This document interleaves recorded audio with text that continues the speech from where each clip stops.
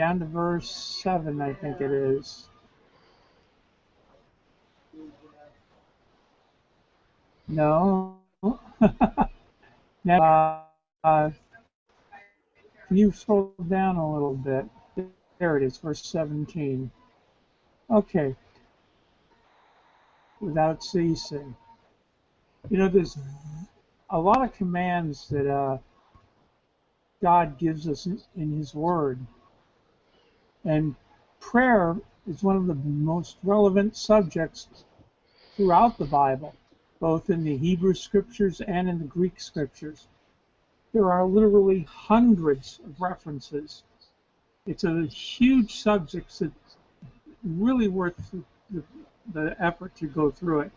The words you'd be looking for are prayer, praise, intercession, speaking in tongues, any form of prayer, prayed, praising, all of them. They're all forms of praise. It's talking about praise, and God, when we pray, that's one of the things we do. We don't only say, "Hey God, I could use a Mercedes." We also can be a little less self-centered and a little more outward-centered and pray for everything and anything. You can pray for our brothers and sisters around the world, especially in the Middle East. I mean, I met a guy from Ghana today who's a Christian, and invited him to my WebEx, and hopefully he'll show up tomorrow. But God tells us to pray without ceasing. It must be pretty important. Now, prayer changes things. When we pray for things, it definitely changes what happens around us. Mike, could you bring up the other verse I said? What is it? 1 Corinthians 14:15. And this is also one of those, this is a very important verse because, as you can hear, the 1812 overture is going on in the background. What is it then?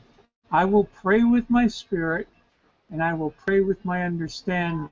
And I will sing with my understanding also. You know, I don't know if you've ever heard it, but I know a guy who sings in tongues and interprets quite often. Fortunately, he's got a good voice. But I mean, it is just awesome, and it's such a beautiful thing because it's so poetic. It really is. It's like looking at a psalm, and it is so poetic and just great praise for God and great adulation for Him and giving Him all kinds of glory. And that's what we're supposed to be doing as Christians. So I just wanted to share that with you tonight, and hope you can gather a little bit from that how important prayer really is. So, Father, I just thank you for the ability to pray and that we can change things with prayer. And I thank you for this in your Son's name. Amen.